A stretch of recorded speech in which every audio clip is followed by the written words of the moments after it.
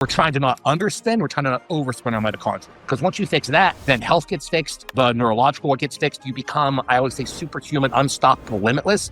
That's where we really begin with the lifestyle changes and really fixing the mitochondria. Alex Kikel's work blends deep scientific research with real-world protocols, helping people feel sharper, recover faster, and function at their absolute peak. What's the starting point when people want to feel, again, like 2025 when it comes to mitochondria, when it comes to cognitive capabilities? It's the hippie stuff. It's getting outside, getting your sun exposure, grounding, and understanding why you're doing it. Our mitochondria are starting off at like 50 millivolts. Normal healthy mitochondria like 150, 200 millivolts. We're trying to be the high end of normal, right? What parameters, blood markers would you measure to see the impact of peptides for cognitive improvement? With peptides, we're still being the guinea pigs. My dilemma is Hey everyone, welcome to a new episode of Hack You, the podcast, today with Alex Kikel, the thought leader and innovator in the space of human optimization, the person who, instead of waiting for results, actually paid people to see the blood test results to understand better the latest treatments, how compounds impact your health, overall cognitive and physical capabilities.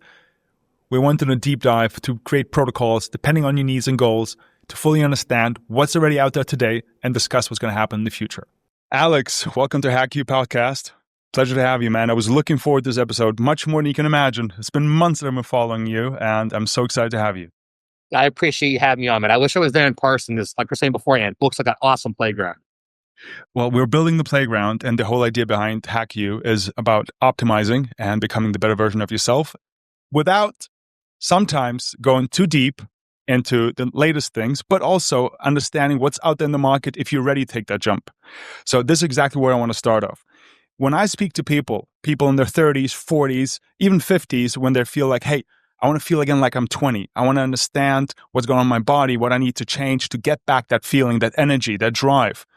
When I speak to them, there's two areas that they always talk about: cognitive performance and physical performance. So when it comes to cognitive performance, the word mitochondria comes out around a lot. And what my question to you is, and the baseline for the conversation is, what's the starting point when people want to feel, again, like 2025 when it comes to mitochondria, when it comes to cognitive capabilities, and how do you build it up?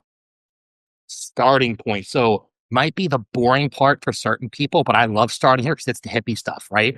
It's getting outside, getting your sun exposure, grounding, and understanding why you're doing it. So like when you ground outside, first of all, we, as our biology, we like those negative ion emissions. Our screens, our phones, our computers, those are giving off positive ion emissions. That's changing calcium channels in the brain. That's already putting you into a sympathetic state.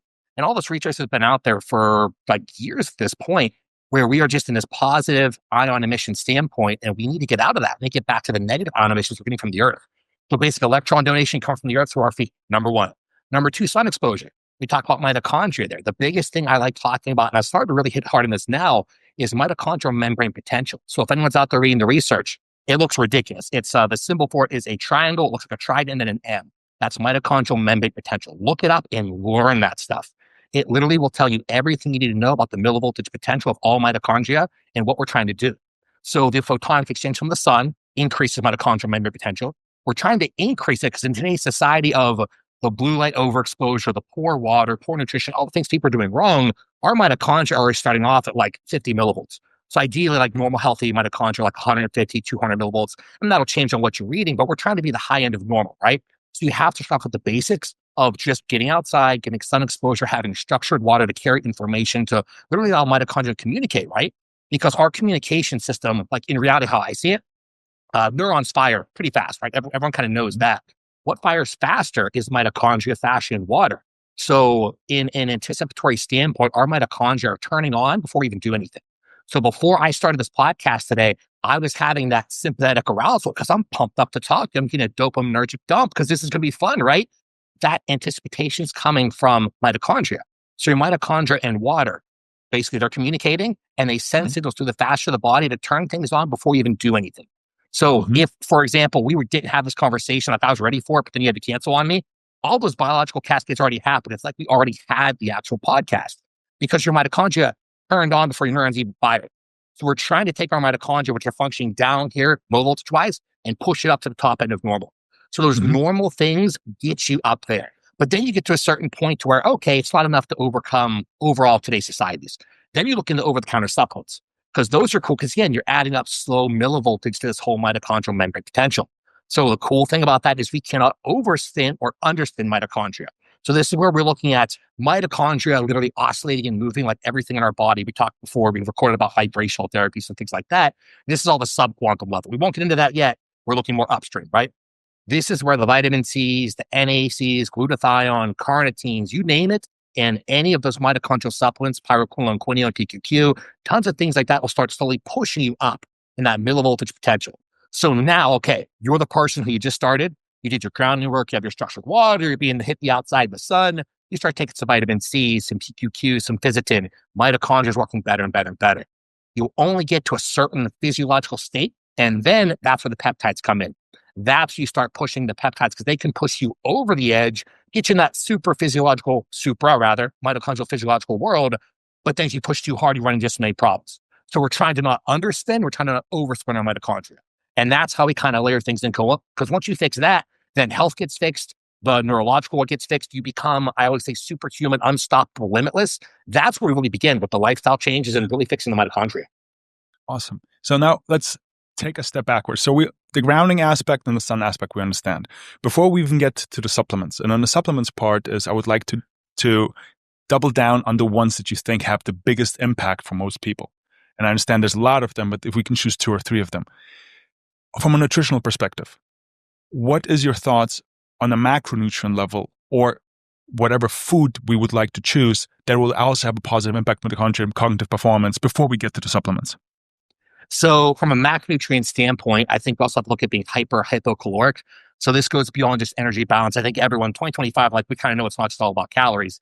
But if we look at just calories to start off with, look at something called phosphate starving or phosphate deprivation. All that is essentially, if you look at what happens when you fast and whenever you refeed, we have a shift in phosphate levels, low to super high. That's one of the basic ways to increase mitochondrial membrane potential. So if we're looking at from a nutritional standpoint, fasting's amazing, but you also have to be hypercaloric at certain points. So I've always been a big fan of having a 24-hour fast 1 time per week or some kind of fasting. Females usually, given the liver sexuality differences, maybe 24 hours might be too long. That might be just enough, but usually closer to 12, 16 hours. Either way, we fast at some point, if we can, or have a lower calorie day, at least 1 day per week to drive phosphate levels down. Then we return to normal calorie levels, or we have a massive refeed, higher intake of caloric, just fluxing that, just to push more phosphates, just to drive mitochondrial memory permeability, or rather mitochondrial overall potential up, right? So we have our overall calories. So we like that undulation. You could say it's the feast famine, like what happened back in the day, but we're also in a completely different society. They didn't have supplements behind me like we do. We didn't have fridges. So I still like using it, but it doesn't put up completely. So we have that number 1 calorie. So some form of undulation, right? Then you go into the macronutrient composition. And this is where every single diet out there works. The carnivore diet, the keto diet, high carbohydrate. I'm a big fan of rotating through these things because our whole point is we're trying to be metabolically flexible. Not just that, but the time what we're trying to talk about this whole conversation, we're also trying to be not just metabolically flexible, mitochondrially flexible, and neurochemically flexible. Neurochemistry-wise, we have glucose that can feed our brain. We have ketone bodies. We also have acetylcholine and oxygen. There's 4 fuel sources right there. Why aren't we using all of those in a day to be the high-ranking CEO entrepreneur that we are? Like, why aren't we using that? It's the same thing in the mitochondrial. So we're trying to, me, I think, going through cyclical patterns. Maybe you find out you don't respond well to keto. And then like, okay, maybe I respond better to carnivore and higher carb. So you oscillate between those two. Everyone's talking about the big sugar diet right now, which has tremendous efficacy in the right scenarios. But to me, it's a tool. Just like keto, just like high carb, everything to me should be oscillated and toggled in and out. And then you find the ones you prefer the most, the ones who respond best to your biology, and you stick to those 2 or 3. So to me, that kind of tells you where to start with your overall calories, where to start with your micronutrients. And then from there, you can go, okay, what's my goal? Am I trying to build more muscle or lose more fat? And that determines, okay, less calories or more movement or less movement or things of that nature. When you talk about in terms of fasting and the refeed, how far apart are those days? Am I fasting for 24 hours and refeeding right away? Am I doing it on a Monday where I'm fasting and I'm refeeding on a Friday? How would you break that up? Generally back to back, because the whole thing we're trying to do is push those phosphate levels. So as you're fasting, phosphate levels are coming down, down, down, and we're rapidly shooting them up. Foods high in phosphate, if you just Google foods high in phosphate, it's like everything. It's literally just a matter of those that not many calories. But seafood's a really good one, for example. So if you could have a 24-hour fast, let's say from a Thursday night to a Friday night, that's what I do. Then Friday night we start our refeed, and I personally have to refeed for 72 hours, but I'm also 256 pounds, so different scenario. But if you could even just have a 24-hour period of being hypercaloric, replete those phosphate levels, that takes your mitochondrial potential from way down here and pushes it back up. Then you can get into, oh, I could layer different supplements and peptides with this and really kind of push the potential there. So you and I are the same way. Good to know. But I'm 6'9". So speaking of about from a diet perspective, so universally thinking, when you think about cognitive improvement, people think keto diet is better for your brain because of obviously fat produces more energy has more bigger impact on yourself. But you're saying that actually glucose can have the same impact, positive impact. There's whatever diet fits best and you should mix between them. So there's no one diet that is better for your cognitive capability. Is that what you're saying? Exactly. Yeah. And take a step back, actually. Think of how we're brought into this world. What are we mainly feeding on? We're getting our oxygen through a tube, the umbilical cord. Oxygen is coming into that body through a tube. We're getting oxygenated water. So that's where we talked about the oxygen fuel source for the brain. We're not talking about just doing hyperoxic or hypoxic work. We're also talking about having superoxygenated water in there. So we're trying to look between those four sources for the brain: glucose, ketone bodies, acetylcholine, and oxygen. You can flux between those four, and I personally do all four of those every single day, but I'm also the abnormal case. But for people like me that are working so much and doing so much, we're trying to be metabolically, neurologically flexible. If you're that good in ketosis, if you're that good with ketone bodies, you should be just as good with glucose. And at the end of the day, everyone's going to be biased to one or the other. Like, I'm Italian, so like I was born to eat carbs and pastas and breads, right? But I can still be very metabolically flexible, neurochemically speaking, and still fluxing ketone bodies. So before this podcast, right now, for example, I had a shot of exogenous ketones. Then I have MCT oil powder in my coffee. So I'm getting additional ketone fueling now. But earlier today, I had a really good delt training workout. I had a bunch of glucose and nitrogen around that. But now I'm switching over to being more ketogenic, if we want to say it from that aspect. So we're trying to get in these fuel sources throughout the day. That's super interesting because I always lived in the world, man. You get into ketosis, you can't do carbs, you add the exogenous ketones to it to push it. But listening to you is, I can have my carbs post workout, and then 2 hours later, before something where it requires high cognitive capabilities or being eloquent, like to be in a podcast, for example, then you can do exogenous ketones to add to that. And those two things don't block each other. Actually, it's like a hybrid almost. That's exactly right. So again, if you follow the theory of flexibility, whether it's mitochondria, neurochemistry, or metabolism, you should be able, I always talk like a 3-hour diet. Think about it that way. What are you doing for the next 2 to 3 hours? You can switch between fuel sources. It's just like AMPK and mTOR. It's not like one's always on and one's always off. They're always on and both always off in different cells and organ types. So you have this constant cyclical process. So for the brain, I see it more as every 2 to 3 hours. So what are you doing for the next 2 to 3 hours? That kind of dictates your fuel source. So for me, how that works is I train mornings and afternoons on those days. So protein and carbs morning, protein and carbs afternoon, and throughout the day, it's proteins and fats. So you're having periods of being ketogenic, periods of being high with glucose, and then towards the evening, I'll have superoxygenated water to fuel in more oxygenation to then kind of replete my brain for the day so I can play with kids after school. So it's all of those layered in. So you do carbs before night? Yep, definitely. You don't see the any issues from insulin spike perspective, growth hormone impact, or release perspective if you have carbs in your system while going to bed? For my situation, no, because I'm sympathetic throughout the day. From the time I get up at 2 or 3 a.m. until usually 6 or 7 p.m., I'm going.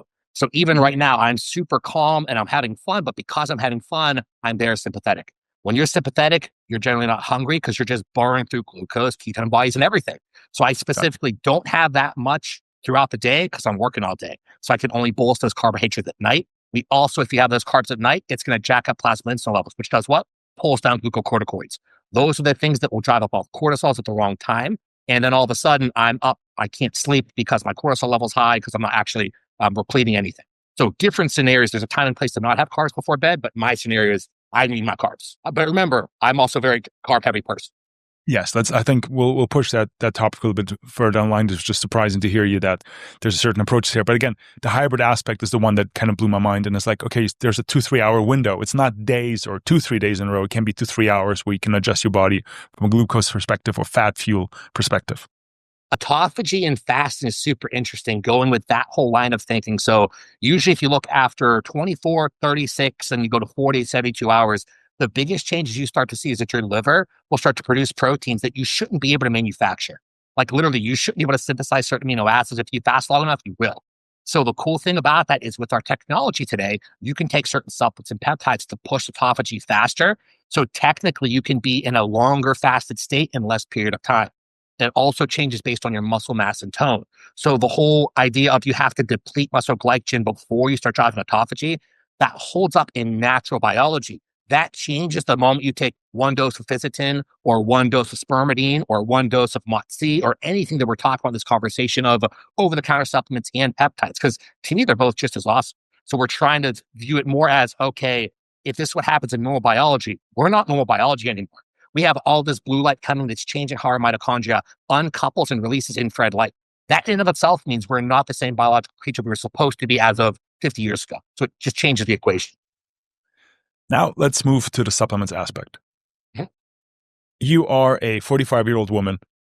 You are looking after your health. You're looking at grounding. You have your diet right. You go to the drugstore and you say, hey, I want to have clearer thoughts, less brain fog. What's the one universal product you would recommend people to start with? We're going to go into the specialties later on, but just what's the 2-3 products you can't go wrong with this for most people? I would swip out your fish oil for plasmalogens. Plasmalogens, I guess, are technically specialty ones because they're not at your local grocery store. But I think if I had to have one supplement to have everyone for the rest of their life, it would be those. I take them, my wife takes them, all of my children take them as long as they can swallow the pill. Like if we look at plasmalogens, those are structurally important and critical to our brain, our heart, our liver, our kidneys. They're architecturally part of all those organ systems.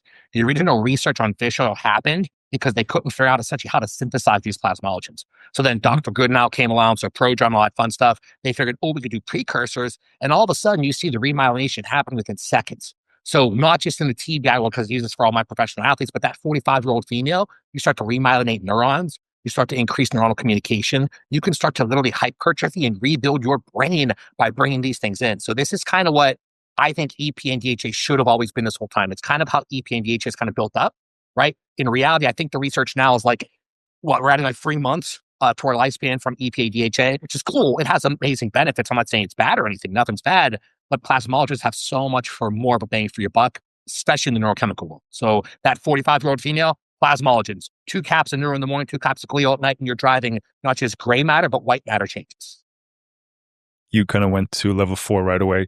I thought you were going to go down to the vitamin B route or, vitamin C. So let's take 3 steps backwards. You're not at a specialty store. You go to your neighborhood shop. You're in the corner. There's a multivitamin. Gotcha. What? Let's stay basic for a second, and before we go all methylene blue here.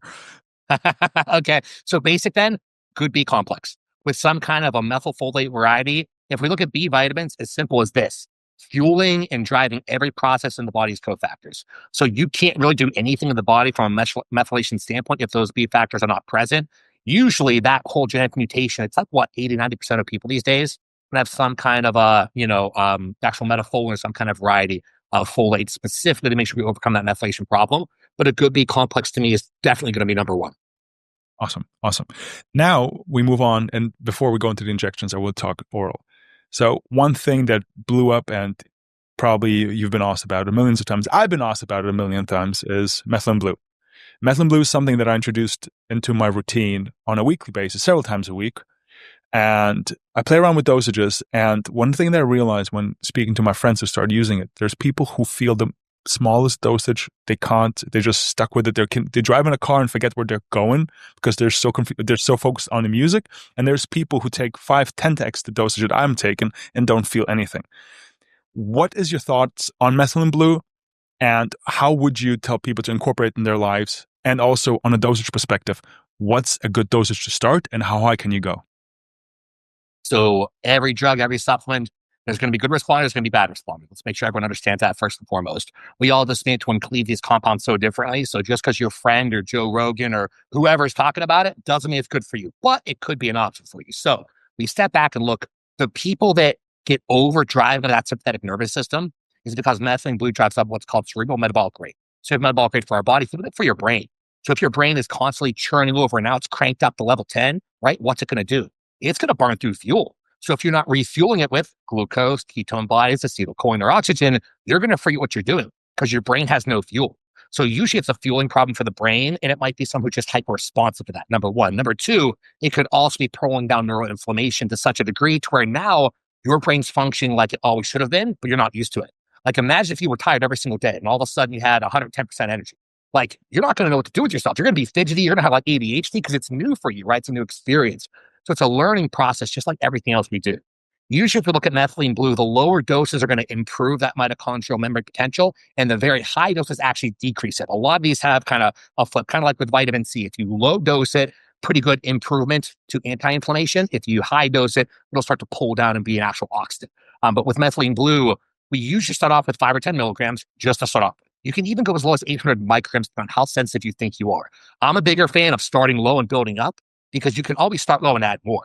But if you start off too high and have negative side effects, it's hard to pull back from that. So with methylene blue, start off as low as you possibly can. If you're trying to use it for neurochemical purposes, I'm a bigger fan of doing it infrequently. So you could use it daily if you have any kind of like a pathogen, virus, bacteria. But if we're using it for this 45-year-old female, if we're still using that example, who needs more of that neural drive, we're trying not to use it as a band-aid. In neurochemistry, if we take something every single day, our baseline starts to slowly dwindle. We are trying to be higher up on that day, and that baseline is going to slowly chase over time. We're trying to introduce a supplement compound drug to elevate and drive that processing speed and then pull it away and hit a different cascade. So methylene blue, let's just say Monday, Wednesday, Friday. Say those are your busiest work days of the week. Start with 5 or 10 milligrams in the morning. Say you respond, and the next week work it up by 5 milligrams. Most people using it as like a nootropic aid, they generally respond the best for 20 to 30 milligrams. Certain people go up to 50 milligrams. Once you go upwards to like 100 plus milligrams, that's more what they do in like the clinical IV settings. And that's for like really serious pathogens, babesia, like really serious viruses and stuff like that. Usually though, those lower 20 to 30, we'll say 20 to 40 milligrams is a really good range for most people. I've never went above 10 milligrams. I normally use it on the days where I go really hard in the gym.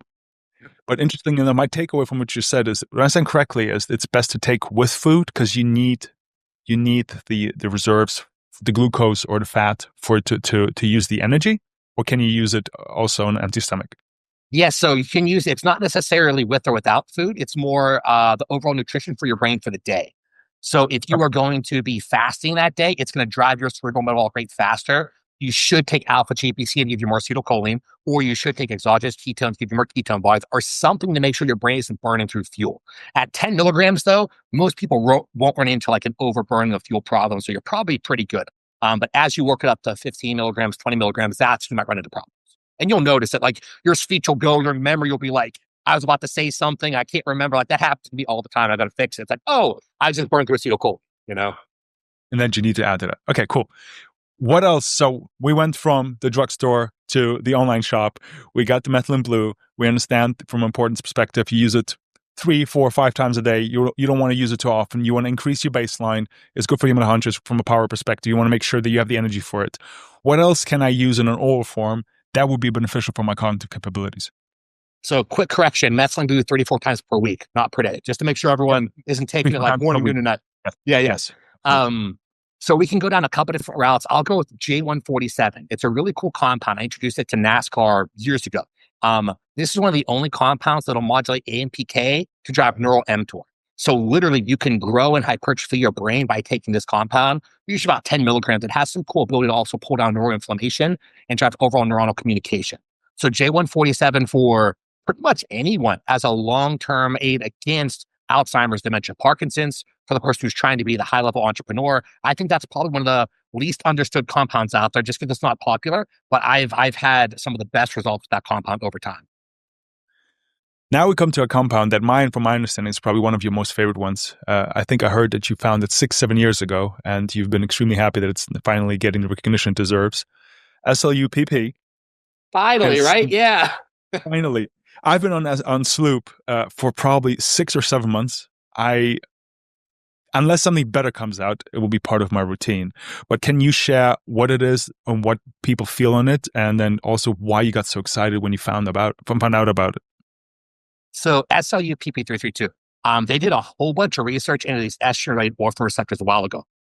All these different derivatives, but they were hitting an A receptor, B receptor, and the problem was they weren't finding the right chemical stimulation. You weren't getting enough chemical pressure to actually drive mitochondrial action. So with SLU, it does a bunch of different things in the mitochondria. One of the biggest things it does, it drives out that electron transport activity, which goes ahead and drives more of that improvement to mitochondrial membrane potential. So we're seeing it literally heal the mitochondria while driving how fast they're actually moving and flossing. So if you look at the actual mitochondria, there's potential for it to change the permeability of the layers. There's the driver on the electron transport chain. It's literally driving every portion of mitochondrial functionality. So what do you see from that? You literally see more neurological energy because your brain mitochondria are functioning better. You see ability to gain muscle tissue and lose body fat faster because, right, mitochondria, beta oxidation, that whole thing to lose body fat, that goes up. Its ability to store more intramuscular glycogen, that goes up. I've seen it actually reduce erectile fibrosis. So for any kind of like penile damage-based issues, I've seen it help clitoral tissue. I've seen it help vision. Mitochondria are everywhere. And SLU to me is still kind of the top dog in terms of mitochondrial peptides. I'm working with to try and bring about injectable mitochondria, like straight, healthy mitochondria to the market. That's probably at least a year away. But for now, SLU is definitely the go-to one. The only problem with it is because it's so chemically strong. So we talked about that whole mitochondrial membrane potential, right? If you are staying, let's just say randomly that 150 to 200 millivolts, which we don't know, you're not going to be able to measure that. You can't do the fluorescent JRC dyes. But if we're just saying, okay, if you take SLU and you feel stimmed out, you're just overly tired, you have like that wired anxious energy, that means you're overspinning mitochondria. And usually you have to pull back on the SLU dose or you've been taking it too long. That changes drastically from person to person. So that's the only reason to need to cycle it. So for most people, you can kind of idiot proof it and go, okay, Monday through Friday, SLU, and then your rest and recovery days. If that's whenever you're not training, bring an SS31, because that handles how the electrons actually skip across the electron transport chain. So you're kind of overdriving mitochondria on training days and then recovering mitochondria on those rest days. It's not quite that simple, but it's kind of like an easy way to make sure you're not taking SLU for too long and running into issues. But as an overall compound, it kind of does a little bit of everything. It's an awesome mitochondrial peptide. I think from a protocol perspective, I would love to get at the end once we went through the list. Now, when we move on to injectables like SS131 or talk about MOTS-c, one thing that always is interesting to me is MOTS-c especially, they fall in the category when you talk about cognitive improvements or mitochondria, but also in fact fall in the category of fat loss and fat burning. Can you explain us the link between mitochondria and fat burning and why most of those things like SLUPP have impact on both those things and how the body reacts to them? So with SLUPP, it's more of a driver on N-beta oxidation. So more pushing of those fatty acids through those layers to get into the mitochondria and then burning them off. With MOTS-c, it's more of a driver, more so on like PGC1 alpha and AMPK to drive nutrient partitioning. And then SS31 of all of them has the least positive impact on fat loss, but has more positive impact for organ and tissue-based healing. So you're kind of, if you look at them in the spectrum of just fat loss, SLU's king for most people. MOTS-c is kind of in the middle because it's a little bit of both. And then SS31's over here still drives some fat loss, but it's more of like the organ and tissue-based healer. Yeah, I mean, SS31, the way I was explained it, it's the one that you take to make everything else work better. That's Pretty much. Yeah. So, okay, SS31 is the hardest one for people to dose because I've had people, so keep in mind, most people will dose it a couple milligrams or 10 milligrams for X period of time. I've had people go upwards of 200, 300 milligrams in one day. That's super expensive. But when you have CKD, renal failure, heart failure, you need help now. The problem is, again, finances. So the dosage range on SS31 is literally 1 milligram to like a couple hundred milligrams. Most people don't need to go that high. Usually a couple milligrams a day is more than enough to get the healing that you need. But you can also make an argument to have it in the background kind of long-term at a lower dose. It literally only has benefits. And we talked about not over and underspinning. It almost never has a negative effect because, again, remember, it's capturing those electrons in the electron transport chain. It's helping them to skip across, not allowing protons, electrons to leak across. That's what causes oxidative damage. So SS31 doesn't allow oxidative damage to occur from that aspect. Let's do the exercise again. I'm the 40-year-old guy, corporate. I feel that I have a hard time focusing and concentrating. Around 2, 3 p.m., I have this slump. And in the evening time, when it's time to show up for the family or be social, all I want to do is sit on the couch. Now, I am, let's call it optimized from a nutritional perspective and exercise enough, but I want to go the peptide route. And I have accessibility and I have the funds to do so. Same question. What do you start with? When somebody comes to you and says, hey, I have those symptoms, but I want to do the peptides. Don't tell me anything else. It has to be peptides. I want to be part of that next movement. Yep. What do you start with? So in that scenario, I would go with SS31, but I would do either intranasal or nebulized. Because remember, if we're trying to look at duration of action, usually mitochondrial peptides, we prefer to take them early in the day because you have more energy. You can still take it at night, but most people would just be overly stimulated, so we don't want that one of good night's sleep. So in this scenario with that individual, we'd have intranasal SS31, which you can make at home.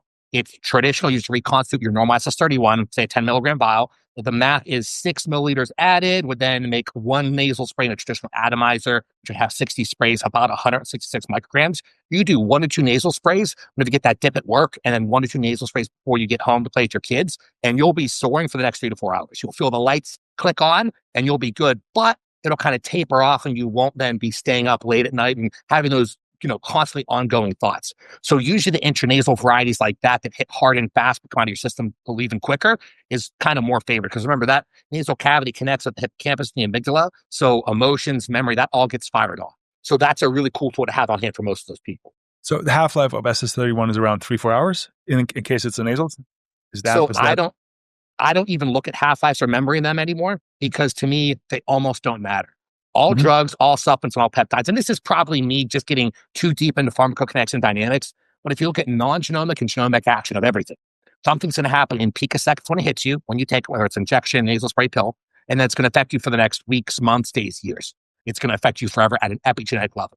So I'm looking more at things from the non-genomic standpoint. With intranasal, we generally tend to see effects for about a couple hours. Whereas the genomic side of things, that's affecting you. Literally, your genome's changing forever. It's kind of like how everyone got the COVID vaccine or got COVID. That changed everyone forever. Even if you got it one time or you just got COVID from someone else, that epigenetically will change you forever. So to me, I look at more as what's happening anecdotally and then saying, okay, the half-lives will change. Because if you were to use like an injectable SS31, let's say the half-life is 6 hours or whatever, which I don't even know if it is. Doesn't matter to me. But if it's 6 hours, how come the rest of the night you're feeling better? After those 6 hours, you're feeling better for the next day. Some people take one dose of SS31 and they're good for a week. So to me, the half-life doesn't mean as much as the non-genomic and genomic aspects of the drug. But that more comes from application to know. Yeah, plus it has to probably impact on other things that then continue the positive impact itself. Right? Yeah.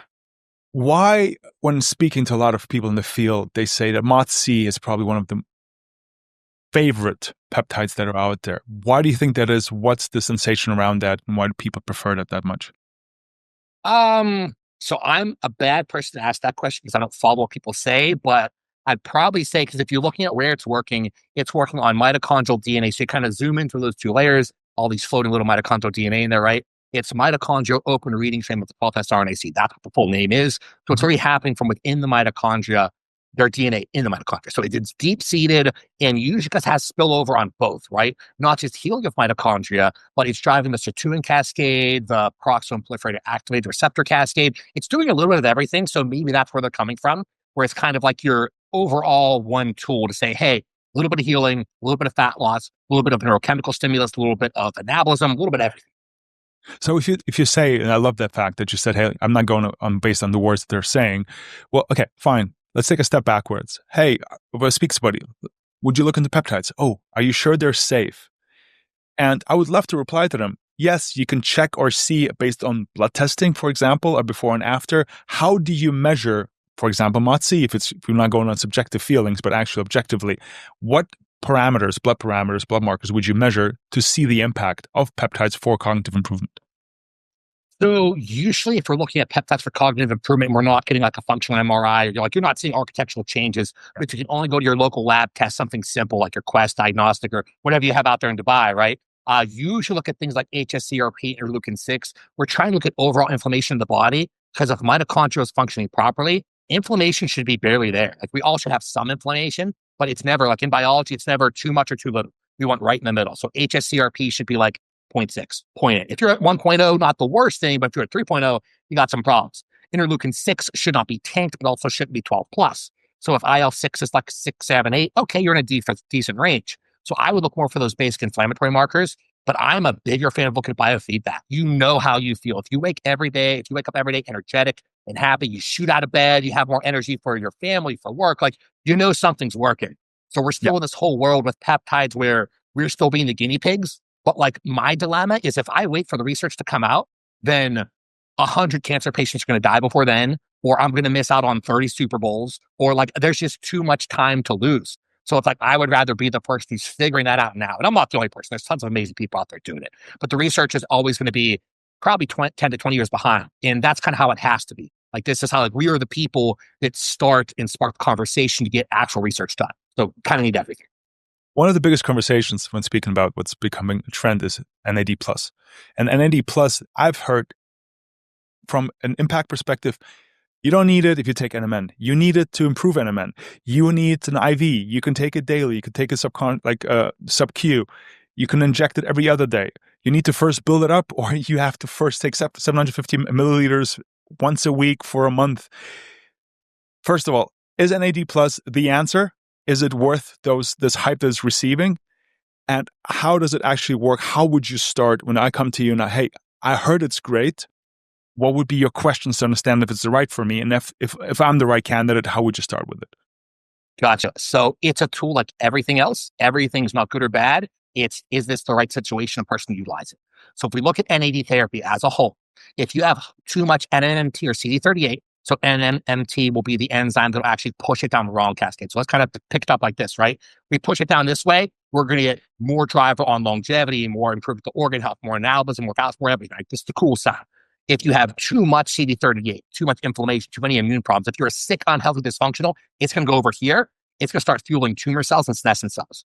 So in reality, the sicker you are, the worse time it is to take any kind of NAD supplement. You're going to push it down the wrong way, but it's simple to do. All you have to do is take some Sephora japonica or quercetin or parsley to manage CD38.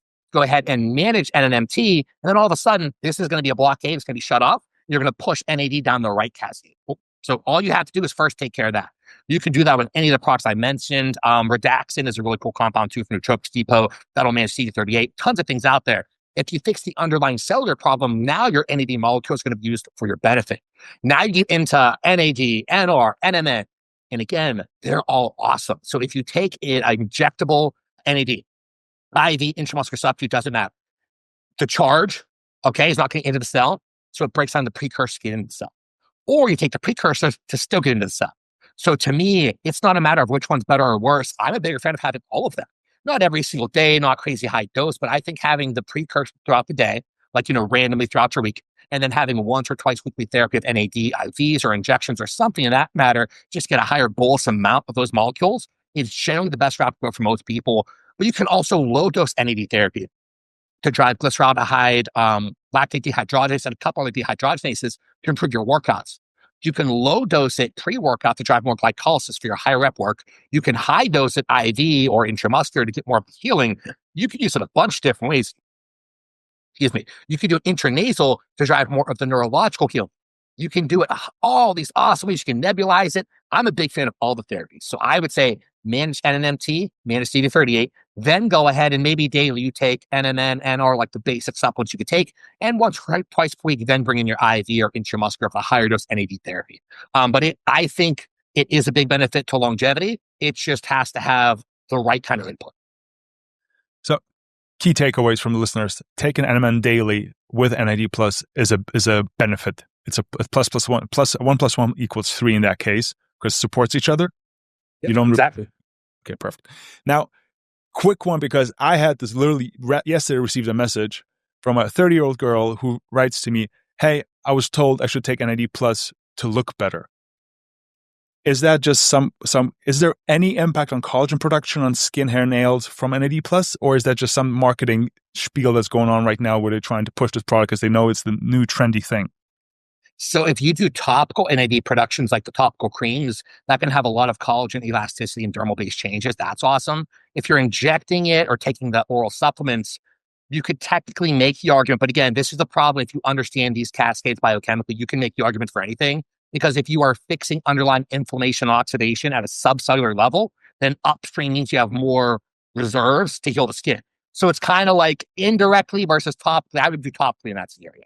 So if you're healthier, you look healthier. That's basically the takeaway. Exactly. Yeah, exactly. Awesome. Yeah. Awesome. Cool. So we went down the route. So we understand from a cognitive perspective, an impact perspective. Now we get to the second point. Most people that I speak to, one is the mitochondria, the cognitive aspect. And the second one is I want to look better. And when it comes to looking better, they think about muscle building and metabolism improvement, fat burning. When it comes to that, what's your starting point here? And again, what would you like to start with the supplementation aspect and then move our way up to the peptide world? So I think the first thing is getting everyone's sex hormones online, right? I think the numbers as of late, the statistics are like people in their 20s now are almost having to go on HRT or bring in some kind of testosterone, estrogen, progesterone, some kind of supplementation.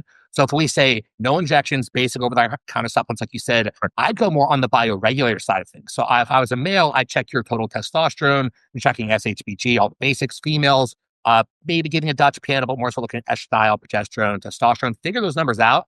If you need aid as males, then you'd bring in testosterone. As females, you'd bring in xenolute.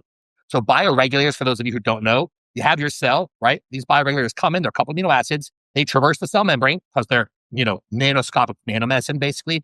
They don't have to bind with receptors. They come in and change that epigenetic expression. So xenolute in the ovaries changes them and turns them back on. Testosterone in the testicles turns them back on. So you can get your natural production back up to where you want it to be.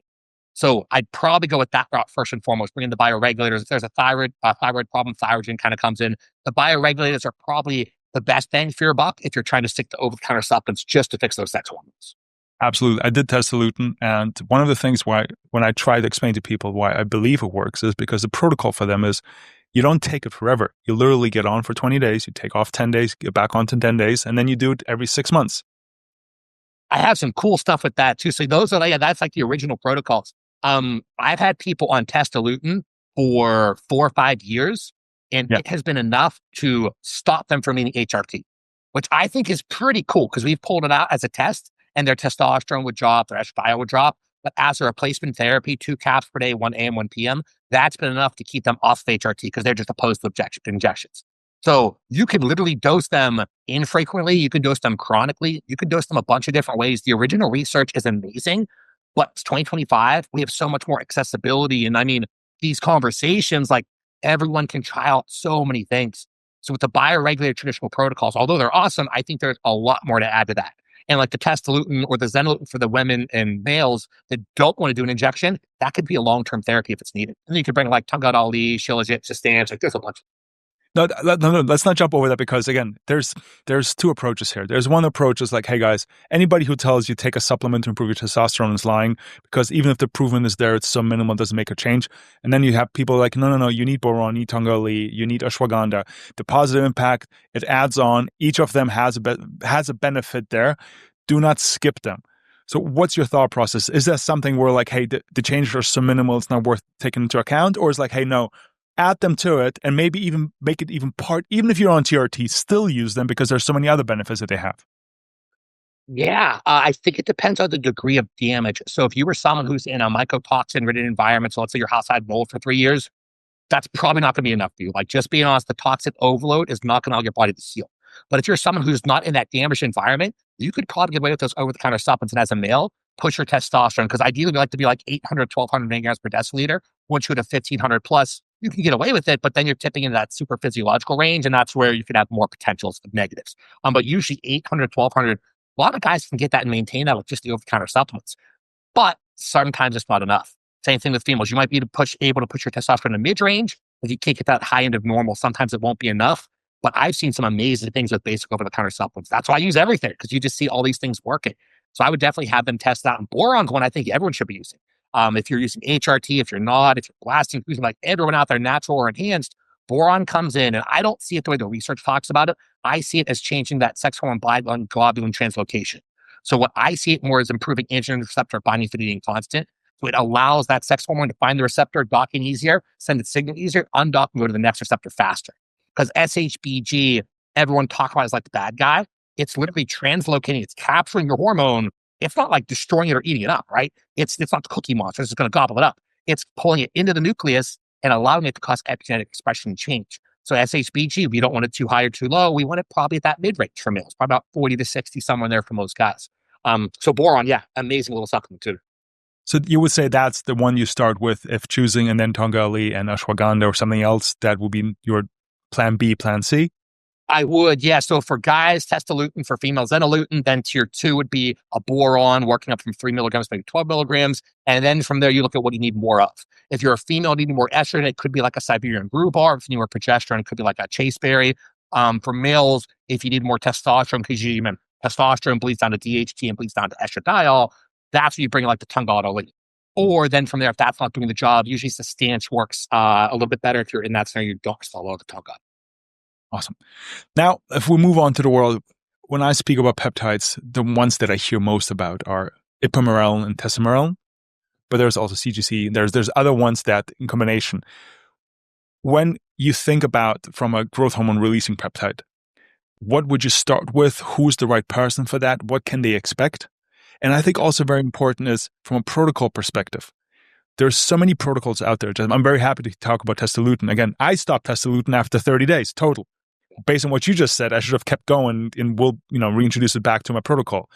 When I talk about peptides, there's still this world about the 5 days on, 2 days off. There's a lot of people in the back who kept saying that. Then there's the ones who are 11 months on, 1 month off. And then there's the people that you and I know that are saying you take it every day, just microdose. So when we talk about growth hormone releasing peptides, which ones should we look into first and foremost? And then how should we take them? So keep in mind, my answer comes from an individual, myself, who was the crazy guy who went on acromegaly forums. I was paying people for their lab work over the years just to read it, to learn about it, to understand what's going on. Like, I have so much stuff. Maybe that wasn't like the most PC thing to do, but I don't care. I was trying to learn. Like, I was honest with everyone. If you look at growth hormone deficient individuals, like literally anyone who's taking exogenous growth hormone therapy, so 22 kilodalton variety, right? Even if they took that for weeks and weeks on end, we'll say a natural individual, healthy, you can come off for 24 hours and natural pulsatile growth hormone comes back up for about 99% of people. So the exogenous growth hormone conversation and taking time to let your pituitary rest doesn't really hold up, number one, because you don't need a glandular reset. Number two, in today's society, everyone likes to look at the pulse and the normal pulsatile circadian rhythm. That holds up for almost everything but sex hormones and somatropic hormones because we are not in a normal society. We are not being exposed to near-infrared exposure all day because we're not outside all day. We're having our damaged unstructured water. We're in a different society. So I think we need that additional chemical pressure. So to me, I've seen it more so as a daily non-genomic therapy. Going back to what we said beforehand, things work right now acutely non-genomically and long-term chronically genomically. I want that non-genomic stimulation every single day because I'm always going to be in front of the computer or under these lights every day. So I want that additional pressure. You could go 5 days on, 2 days off. There's nothing wrong with that. But I see more efficacy of having those extra 2 days of healing. Because if you utilize these compounds properly, you shouldn't have negative side effects. Like everyone out there, if you're taking something having a negative side effect, you're either not a good responder or taking too much of a dose. So right out of the gate, if you're not responding well, you get the edema or the glucose insensitivity, drop it out or lower the dose.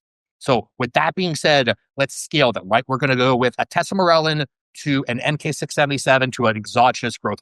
Okay. Yeah. We're scaling it that way because that's also the magnitude of effectiveness. The problem is as the magnitude of effectiveness goes up, the negative side effect profile also goes up for potentials. So testosterone is an amazing compound. You could literally bring that 100 micrograms every day. Again, in the somatropic world, if you want the overall best bang for your buck, you're generally pairing it before bed. Because at night, you have that 2 a.m. spike of thyroid, growth hormone, like that stuff. We have all the other endogenous ligands. Your body's releasing a 22 kilodalton, 20 kilodalton, 17, all these oligomers and heterodimers of growth hormone. It's in the right environment. So best time to take any growth hormone is at night. But if you want more fat loss, you should take it before exercise or in the earlier hours of the day because you're also liberating fat from cells. So you could dose it a couple different ways. There's more times than that post-workout and stuff. We'll leave it at that just before bed for like blanket statement, right? Testosterone is going to have on the chemical signaling threshold the lowest amount, but again, it has the lowest amount of edema and of blood glucose dysfunction. So if you're trying to really hammer hard on longevity, then I'd probably say, okay, testosterone, a couple hundred micrograms before bed, every day, see how you respond after 8 to 12 weeks, and then reassess. Is that the drug compound for you? Do you have to switch? If you then say, I responded well, but I want to try MK677. MK is interesting. It's a non-spironolactone or non-spironolpipidone based structure. And if you look at that MK molecule, it's chemically strong. So it can bring on a ton of edema. You can low dose it, though, to increase REM and deep sleep. You can drive a lot of nitrogen retention. I've had individuals utilize 1 milligram of MK for up to 2 years, and we saw only elevations in IGF to a certain level, obviously. No negative effects to HbA1c, no cystatin C problems, no HSCRP, like no issues because it was dose equated. But if you work up to 5, 10, most people start for 25 milligrams, usually get way too much edema, way too much blood pressure problems, then, it's just a dosage problem. So then let's say, okay, maybe that was the compound for you and you just want to go to exogenous growth hormone. The cool thing here for the longevity community and kind of everyone is the other two compounds aren't enough to drive thymic replacement. So it's not enough to actually regrow your thymus gland. Metformin and growth hormone are really the two prime players to start regrowing your thymus gland. That's the gland right in the middle of your chest. You hit 30, 40, 50, it starts to calcify. You stop releasing all those thymic peptides. So your immune system goes down. You can regrow that with exogenous growth hormone therapy. The dose, though, only has to be, you could do an eighth of an IU or a quarter of an IU. You do not have to take that much just to regrow the thyroid gland itself. You can scale up to an IU, 2 IUs, but it doesn't have to be dosed high. If you're an athlete, you're probably taking 4 IUs plus. But if you're not an athlete, you're taking 3 IUs or less. So it's this magnitude of effect, and I think people screw up on the dosage. But exogenous growth hormone for longevity purposes, quarter of an IU is amazing. You're trying to push the envelope, then you kind of work it up. But it kind of scales linear with the others. You start low, and you build up, and you adjust based on response. We'll get to the GH a little bit later. But on the peptides thing, one that you skipped, and I want to understand why, is ipamorelin. And you skip that because it's not in the same line, because it has different impact, or is it because it's not as strong, you don't recommend it as highly? So IPM is still amazing. I generally see more positive chemical action from testosterone. So in terms of application, regardless of what's said on paper in the clinical studies and the pharmacokinetic research, I still see people getting better results with testosterone, but ipamorelin still works extremely well. So kind of that first tier one is testosterone if you can get it, if not ipamorelin. They're both pretty tremendous compounds, and this is kind of breezing past some of the other ones that maybe aren't outdated, but we just have better options these days. The one school of thought that I was taught is you take ipamorelin before a workout, you take testosterone before bed. And I also was told that ipamorelin works better for women and testosterone works better for men. Is that something that you've seen, or is that something that makes sense to you? So on the gender conversation, that's if you Google liver sexuality stuff, like liver sexuality research, whatever you want to do, this is where it changes the isoforms that get spit out from the liver from the growth hormone production. So females generally higher estrogenic, which changes liver metabolism. So the whole CYP aspect, that whole cascade changes. So usually females, and this is really big in like the Olympic worlds, because if things are being tested for, you have to know how your liver is metabolizing things. That changes half-lives, detection times. Females metabolize these things freaking fast, right? They burn through these things because of the liver sexuality difference. So it's more so a difference in gender, not so much compound to compound. It'll be more person to person. But I would probably, even though I said testosterone, I see that working better in application, but IPN and Testa are still pretty, we'll say, as chemically similar as you can get from a chemical signaling strength aspect. So they're both pretty good. I usually just give the nod to Testa because I just see it working that much better. And on the MK perspective, the one feedback that I received, it grows your hunger, because obviously from a muscle building perspective. So the ghrelin aspect is there. Can you share a little bit on that aspect? And how can you avoid? I heard taking before bed, then can't eat because you're already sleeping. But some people actually wake up because they're sleeping. Yeah. Yeah, it'll really crush your, or rather, it'll really jack up your hunger, which is good if you're in the scenario where you need to be hypercaloric. That's why if you're sub 5 milligrams, it has the most minimal impact to hunger that you could possibly get. Again, though, everyone's chemically different. So certain people at 5 milligrams don't eat out the whole house. That's the person where I'd say, if you take 5 milligrams and you can't control yourself, you're a poor candidate, throw it away, never take it again. But usually 5, maybe even 10 milligrams doesn't drive up hunger that much. And as an overall rule of thumb, I like keeping people hungry year round. I think everyone should always be somewhat hungry. You should get to your next meal and be like, yeah, I'm ready to eat. We should never be bogged down, have bad digestion. If you have that gut-based inflammation, all your partitions go into the wrong stores. You're going to push more to adipocytes, less to myocytes. So to me, everyone should be somewhat slightly hungry. Should never be starving. That's not a fun place to live in. If you're in like a bodybuilder contest prep, that's different. But outside of that scenario, like you should always be somewhat hungry, never starving. So maybe MK can give you that little extra edge. Because if you're hungry, gut motility is high, nutrient partitioning is high. So you're more preferentially putting more things in muscle tissue, less in fat tissue. So again, case basis, we're 40, we're professionals. We want to look as good as possible. Maybe we're socially active, that we have pictures out there, but we're not bodybuilders. We're not competing. We understand the benefit, cost benefit analysis, that the benefits should always outweigh the costs here. So I've been told from a longevity dosage for GH is probably 2 IUs per day.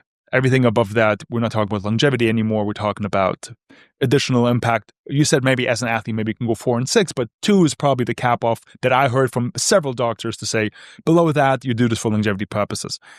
Now I heard talking about peptides, people are like, hey, if you take GH, you don't need those peptides because the impact of testosterone from a GH, from a growth releaser perspective, is so much minimal compared to that. And then I heard other people who said, no, actually, you stack those two things together because the one exogenous one supports what you need and the other one supports your natural release of growth hormone. So if I take minimal doses of 1 IU or 2 IU of GH, I should still consider taking peptides, and which ones and how? This is the cool one. So this is why I wrote my original growth hormone ebook way back in the day. It's not out there anymore. Or no, it's on my member site, but it's not open for anyone else. But okay, this is really cool. I get excited about it. So if we look at overall levels, first of all, so from the longevity aspect, I'd agree with that. 2 IUs and lower is a really good longevity dose, right? Again, as low as a quarter of an IU, you don't have to take a lot. 3 IUs is kind of, where are you? Like kind of in between this no man's land gray area where you're pushing things harder for body composition and recovery, but you're kind of going away from the whole longevity equation. And then 4 IUs plus, yeah, you're at some point going to run into problems, but that's also going to be if you take it, for 30, 40 years, or there's other things in play. But even at 4 IUs, doses are fairly safe, but that's still not longevity, right? So let's stay with 2 IUs or under, maybe three, depending on who you are, right? So we have that dosage, first of all. Now the stacking combination. So when we take exogenous growth hormone in that vial, it's a 22 kilodalton variety. Our body releases different varieties. Like I said before, there's a 22, a 20. Everyone gets the love and the research on that, but there's all these underlying heterodimers, oligorodimers. There's a 5 kilodalton. There's all these different kinds, but 22 kilodalton is like the big daddy. So that's what you get in your vial, right? But if you take MK677, it drives endogenous growth hormone release from an enzymatic perspective. That means if you're taking the exogenous 22, you can get better potentiation of the other kilodaltons by pushing the enzymes from MK. If you take testosterone, iperon, any of those other ones, you potentiate the growth hormone receptor itself that allows binding to happen, transmission to happen more efficiently, and you get more efficacy out of that growth hormone.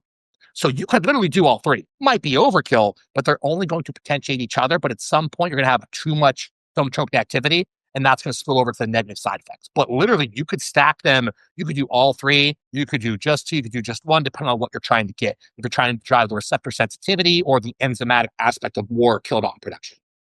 So one potential protocol, if you would do GH fasted in the morning and testosterone before you go to bed, is that a split that would make sense? Is the goal to lose more body fat, or what's the goal for that person? Yeah, it's body recomposition. Yeah. Yeah, we would want that because the exogenous growth hormone in the morning releases lipases. Lipases, if you look at adipocytes of fat cells, they're kind of around the perimeter, right? They kind of come in, they cut off the fatty acid tails from the glycerol head, and the glycerol head spills out. That'll go off to gluconeogenesis, and the tails will go up bloodstream, mitochondria, beta oxidation. So in that scenario, exogenous growth hormone in the morning before, like a fasted cardio, would be more beneficial. You potentiate the action of that cardio because you're putting it fat in the bloodstream and then wasting it away.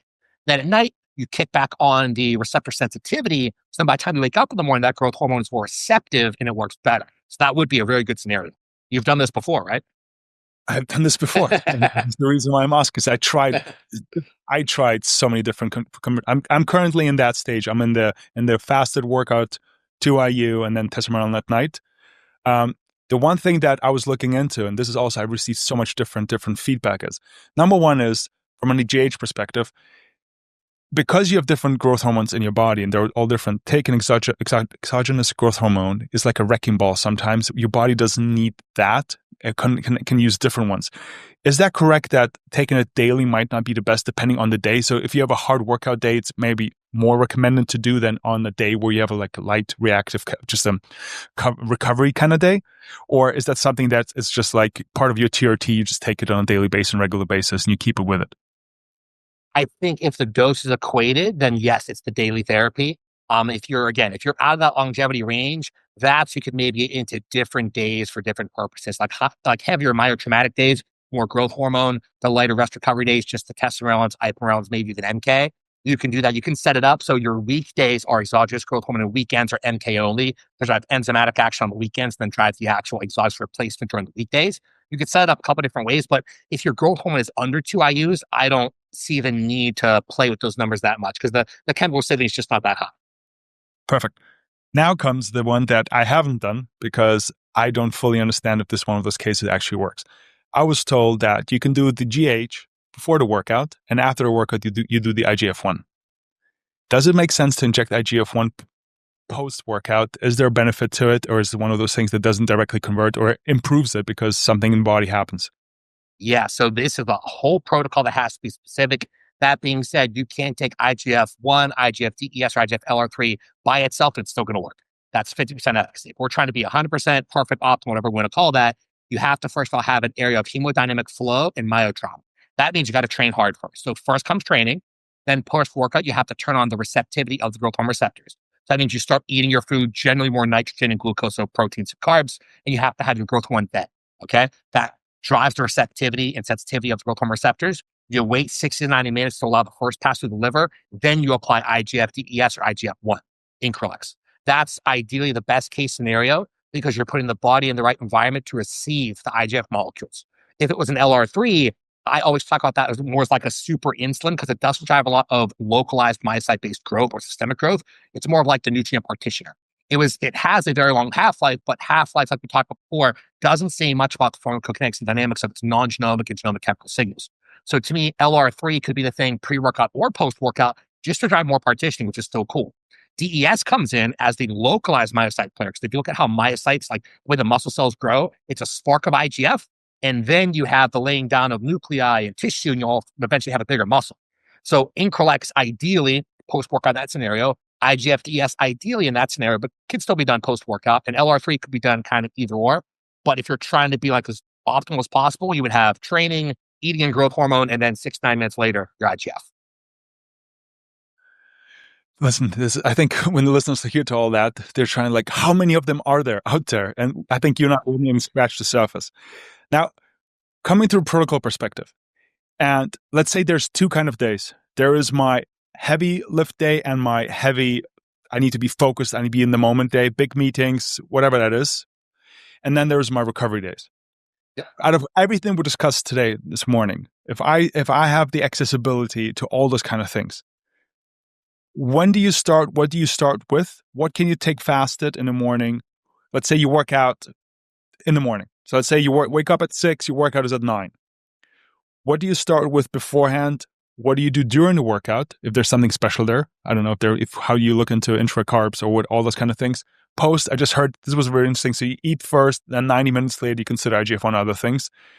Then if you have the slump in the afternoon, what we would do the SS131 as you discussed, and obviously before going to bed. Now, given your current playbook, and let's not go over 10 because I know we can probably do 50 of them. What would you tell a person? Hey, there's a protocol you can start with on your heavy days. Okay, heavy days. So we're going to wake up. We are going to do, let's say, fasted cardio in this scenario because we're trying to lose more body. Let's say we're trying to recap. We're trying to do it all, have it all, right? We would take 100 micrograms of SLU PP332, start driving the mitochondrial actions, the anabolic, lipolytic, beta oxidative cascades for the day. So SLU first. That's an oral, just to make sure everybody. Yeah. Correct. And then you would layer on your exogenous growth hormone to start releasing the lipases to put more fat in the bloodstream. Then you do your fasted cardio. Then for your fasted cardio, let's say from 6 a.m. to 7 a.m., then you kind of have a little break. You don't really eat too much because we're trying to extend that beta oxidative lipolytic window. So we're trying to lose fat. Then you get stuff done around the house. And you start your work, you do your neuroplastic drills, you do grounding, whatever you want to do. Then you train at 9, right? We start our day off with that intra-workout shake. So that's the first thing we do. So nothing else taken pre-workout. In this scenario, we bring in essential amino acids, some kind of a high molecular weight carbohydrate, and then some creatine or taurine, some other players. So EAAs are going to blunt excessive proteolysis. So we want to have a breakdown of muscle tissue, not excessive breakdown of muscle tissue, or you can't recover. Then something like highly branched dextrin or another high molecular weight carbohydrate comes in to basically devoid the gut and go straight into the bloodstream, straight into muscle cells, straight into muscle during tissue. The workout. This is all during the workout. Correct. Yep. It's in your intra-workout shake, 16, 20 ounces, something like that. And then creatine monohydrate. Creatine monohydrate could come in intra-workout or first thing upon waking. If you had a poor night's sleep beforehand, you could take it first thing upon waking. That's going to clear neuroinflammation at like 15 to 20 grams usually. Or you put that amount intra-workout. Start off low and build up by 5 grams at a time until you don't see any more bang for your buck. And that's kind of your top out. Most females respond best like 10 to 20 grams. And then most males are about 20 to 30. Then you run into GI problems and all that stuff. And then maybe you need some kind of an intracellular hydrator like a taurine, or there's all these other things, but we want to put those intra-workout. Those are like the basics, right? Then in this scenario, okay, post-workout, we're eating our food. Let's say that at this point, we just did heavy days, right? Injectable L-carnitine comes in post-workout to clear seal groups. So in this scenario, when you train hard, you are driving so much acetylcholine action and processing that the seal groups are going to accumulate. And that's why you have that central nervous system fatigue post-workout if you did like a heavy squat day, because it's an accumulation of acetylcholine groups and it's going to drive a lot of insulin resistance. So you take 250 milligrams of L-carnitine if you're a male, about 125 if you're a female, and you could work that up as well. That's going to clear seal groups. And then in this scenario, we're not going to take IGF, right? Then you go about your day, you have your nutrition set up however you need it to. You're going to start your work. You're going to have that whole process happening. Maybe before your work session, you bring in something like a tiger's milk. Tiger's milk's an over-the-counter nootropic that just drives nerve growth factor. Actually, it's a mimetic of nerve growth factor. So we're going to start driving our brain to grow through different cascades, and maybe we layer on 10 milligrams of J147 on top of that. There's your little neural stack. Then you have your normal work day. That midday slump at 1 or 2 p.m., you bring in about 2 sprays, so about 200 to 300 micrograms of intranasal SS31. You have your, get through that work slump, you get home. Before you get home, you either take a shot of exogenous ketones. You could do the 1,3-butane dial. You could do the monoester. They're both awesome and beneficial depending on the person. Or you could do intranasal SS31. Then you have your day. That's kind of, we're sticking under 10. That's very doable, not too crazy, not too much. So we'll layer on one more at night. That could be the testosterone. And you could even do a low dose testosterone, 100 micrograms and 1 to 5 milligrams of MK to gain the enzyme production. And you're also then getting the growth hormone receptor sensitivity changes to potentiate growth hormone the next morning upon waking. That should be, it's under 10, I think. Would you add anything from a sleep perspective, delta sleep or something like that to improve sleep, or is the effect from testosterone that I really love from a deep sleep perspective already enough for most people? So I don't think you can say no to like your vitamins D, K, magnesium, like those basics to me should already be in play. So you could layer in something like a very low dose injectable glutathione or vitamin C, or even like a dragon's blood, because we're trying to drive that lymphatic system overnight and really pull down inflammation so you could just clear all those inflammatory proteins in the brain to get better quality sleep. Probably dragon's blood. Dragon's blood's a really cool supplement no one really talks about. On the ORAC score, so this is coming from the Draco tree. Again, you hit it with an axe, red sap comes out. That's why it's called dragon's blood, because it looks like dragon's blood. Curcumin on the ORAC score is like 102,000. So the antioxidant potential, dragon's blood is 3 million. So in terms of its ability to pull down inflammation, it does it extremely well. I'd probably bring in about a gram of that before bed to also potentiate sleep and just recovery. Awesome. Speaking of recovery, so let's do the opposite. Do we have a recovery day? How different would this day look like? Oh, very different. Yeah. So maybe we're going to start off our day with some grounding outside, a nice PBO walk. PBO walk is parasympathetic beta oxidative system. So that's the system we're using right now. Like if you're not trained, if you're not super sympathetic, you're a low arousal, low heart rate, low ventilation, using body fat as your source of energy. We want to get good at being very parasympathetically beta oxidatively efficient. I hit my computer. Good. That means we're going to process nutrients better and keep inflammation lower. So while we're taking our walk, I tell everyone practice gratitude. Like take those 10 minutes or whatever and just listen to the birds and listen to the animals. And like the other day, I saw these 2 birds going at it because it's that season where everyone's meeting. It's like, how cool is that? Like it's cool to see just life happening, right? So enjoy that time.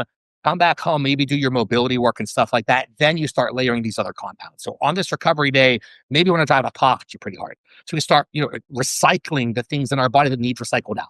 Could be something like 500 milligrams to a gram of urolithin A, or from the mitochondria repair standpoint. Then maybe something like about 3,000 milligrams of wheat germ, specifically for spermidine, to drive more autophagy clearance of all these toxins and metabolites that build up. Those are probably the 2 good ones to start off with. Then you could layer it throughout your day. So maybe midday you would have like a hydrogen water. So hydrogen water, you have elemental magnesium, put it in your water. It'll actually diffuse, create gas. That gas will then disperse from that gastric tract, goes systemic, and it's persistent. It's one of the most persistent antioxidants out there, where it's going to find where there's oxidative damage and just hammer it and hammer it and hammer it until it gets better. So you do that maybe midday. Let's say you go throughout the day, and then towards the end of the day, let's say there is the need for more oxygenation, because we talked about that. It's just fueling neurochemistry. And let's say on this rest day, because you weren't training, you did a lot more work, replete the oxygenation levels in your brain. Inhale hydration has an amazing super oxygenated water. I've used that for a lot of different people. I use it myself almost daily. We can have that in a can formulation. Drink that around 3 to 4 p.m. to just drive more oxygenation to the brain. Maybe take another PBO walk. So your brain has a lot more tissue perfusion and oxygenation. You then, on that second PBO walk, get a hard gum. The hard gum, the act of chewing hard and working those master muscles, is going to release stem cells, specifically neural tissue. And it's also positive to start changing that mandible. So if you want more of that like chisel jawline, that actually works pretty well. This is more for neural recovery. It drives blood flow in the hippocampus and overall in the brain by like 25, 30%. And you kind of call it like the simple little stack. I guess not really simple. You could layer it like that to have kind of overall oxidation and inflammatory management and recycling of damage factors throughout the day. When speaking of recovery, and that's not a recovery day, but generally in recovery, BPC 157 is probably one, if not the most famous peptide right now. Why do you think it becomes so popular? And why do you think it's not officially available anymore in the US?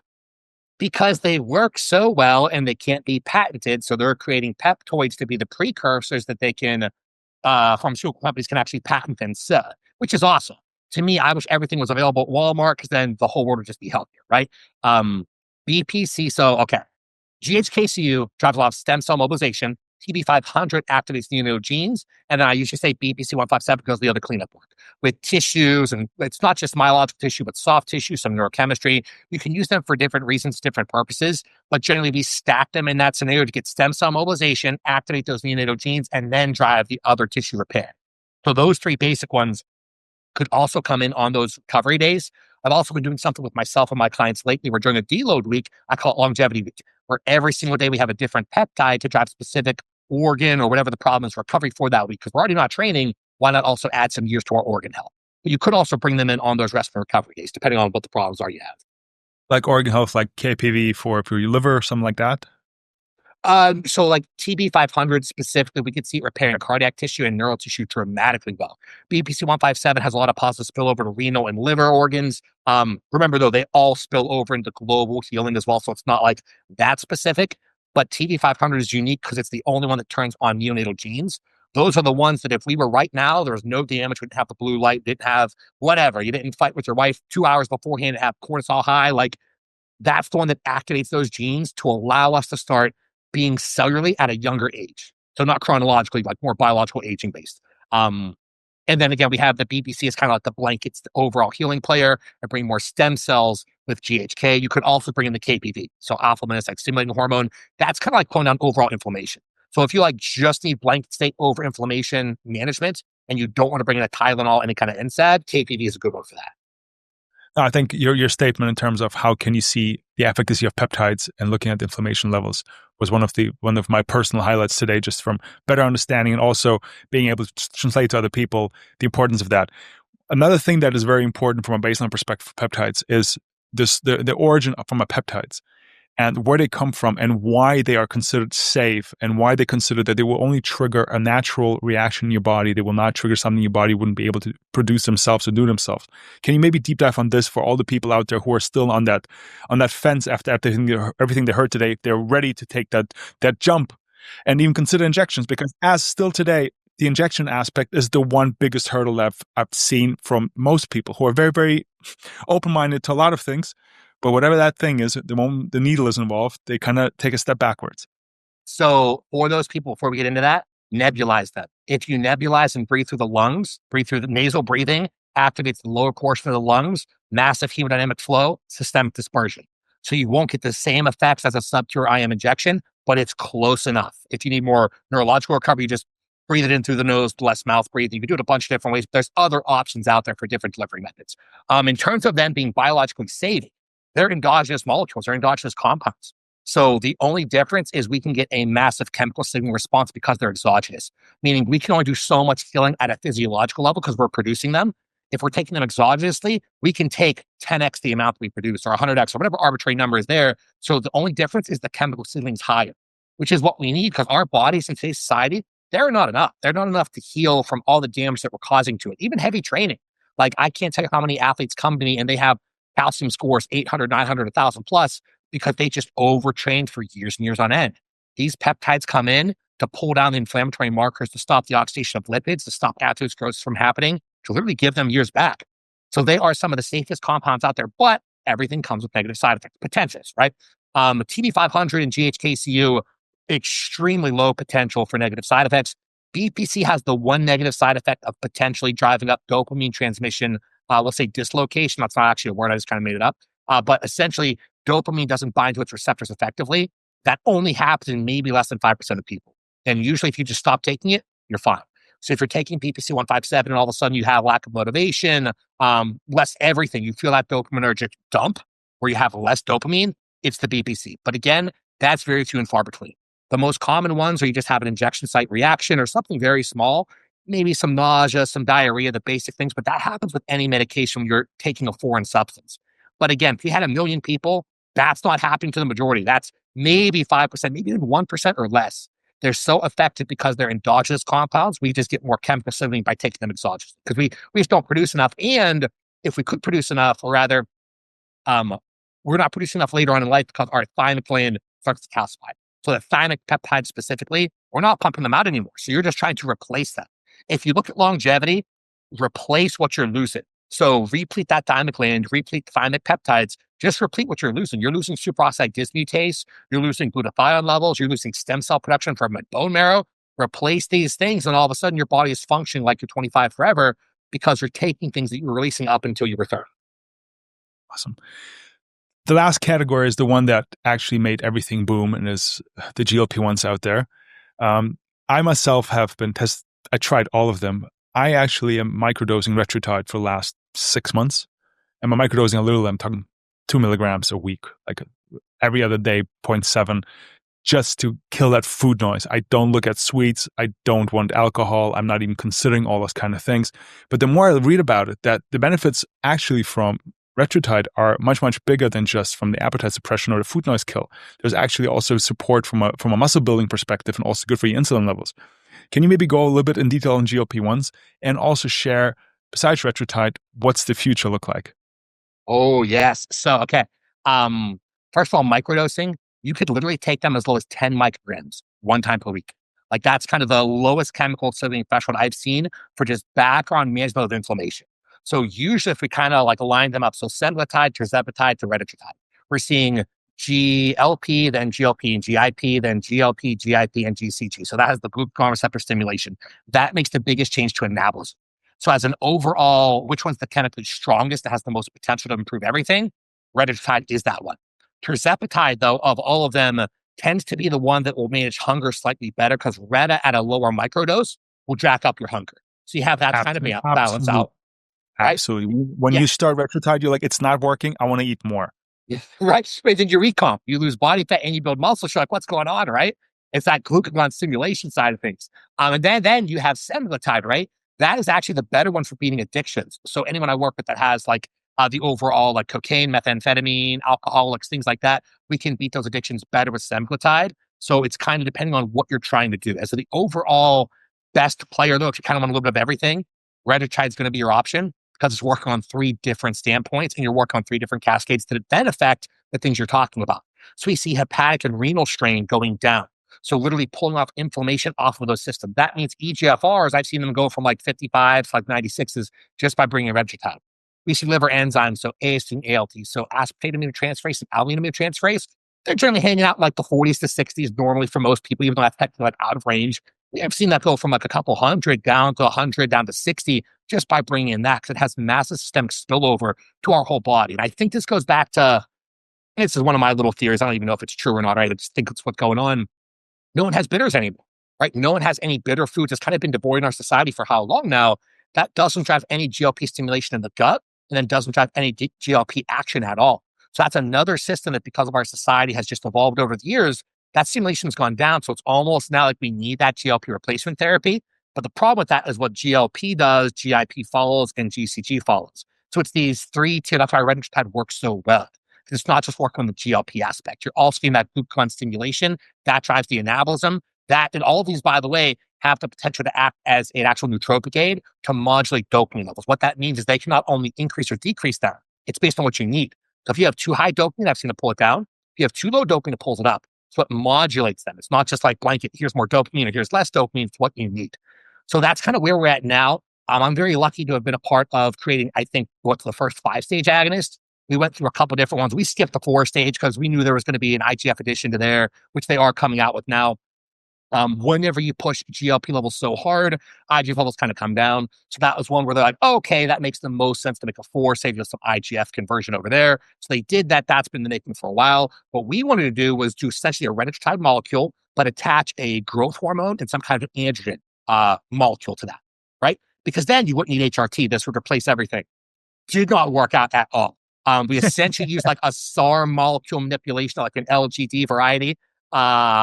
It just caused more liver enzymes, more cardiac strain. Like it was a disaster. So we said, okay, androgen's not going to work. The growth hormone side of things might, but we wanted to get away from that. So we decided to go down the myostatin activin side of things. And there's a lot of ones on the market right now. There is Pep Alpha, which I've used pretty extensively for the past 2 years with people. It works pretty well. That modulates both.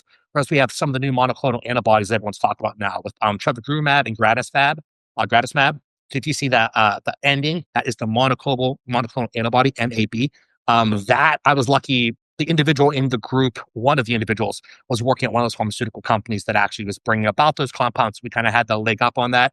We modified the molecule because we didn't want it to be a monoclonal antibody, because with that, you have potential for biologics coming in, which means more potential for some kind of crossover and kind of immune-based problems. Modulated that, added essentially to the red-stride molecule. You had to manipulate some things. It's not that easy. And we had our 5-stage. And we've been trying it out on people, and it's working extremely well. I was lucky where they sent me just the myostatin portion, and I microdosed it because I didn't want more muscle tissue at this point in my life. And it's been a disaster for me personally because I cannot get below 250. I was trying to pull down, slowly downsize, and now it's been the opposite.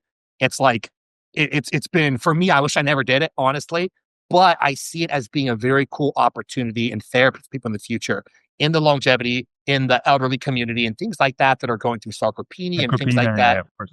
Right, exactly, and athletes as well. So this has been interesting.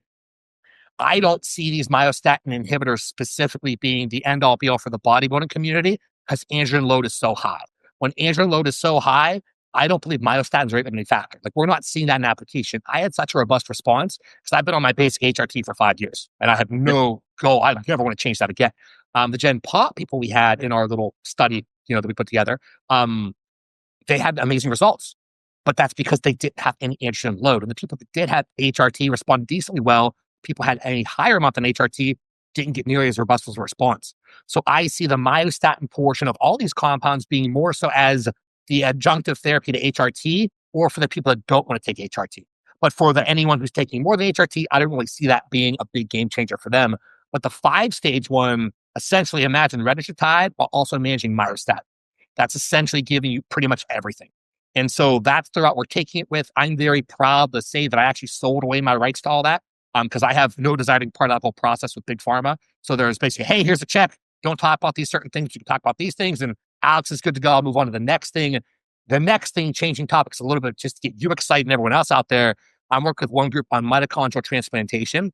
So we are essentially taking mitochondria, making them healthy, and then injecting them into subjects. So we're in the very early stages. There's, I think, 1 or 2 other groups that have been doing this for a year or so. I think we're some of the first ones. But my end goal is to take the research we figure out from this group and make it so it's like your peptide in the fridge, where you actually have exogenous mitochondria, where you can go through maybe quarterly therapies like we do exosomes and things like that. The price point's going to be crazy, obviously, but I'm not even thinking about that. Let's just figure it out first. That's kind of the next step. So a 4-stage agonist coming out with IGF, then a 5-stage with myostatin side of things. And then we're going to be most likely going down the whole mitochondrial, like exogenous mitochondrial application. So then peptides will still be efficient and effective, but we're like replacing them now. Alex, it's been an absolute pleasure. But because you said that there's so many things you're working on, can you please share with the audience, where can people find out more about you? Where can they get in touch with you? And where can they follow you to be up to date what's going on in the world? Definitely. Yeah. So I just started a member site over at school. So it's skool.com/TPC Army. And then my website is theprepcoach.com. And then Instagram is @Alex_KIKEL. Those 3 places pretty much do everything there. Amazing, Alex. It was an absolute pleasure, man. Listen, you could tell that I'm really, really engaged here because a lot of those questions are very, very relevant to a lot of people around my life, including myself. It's been as good and even better than I explained and than I expected. So thanks a lot for your time. Absolute pleasure to have you. Appreciate you having me on, man. I really do. Thank you so much.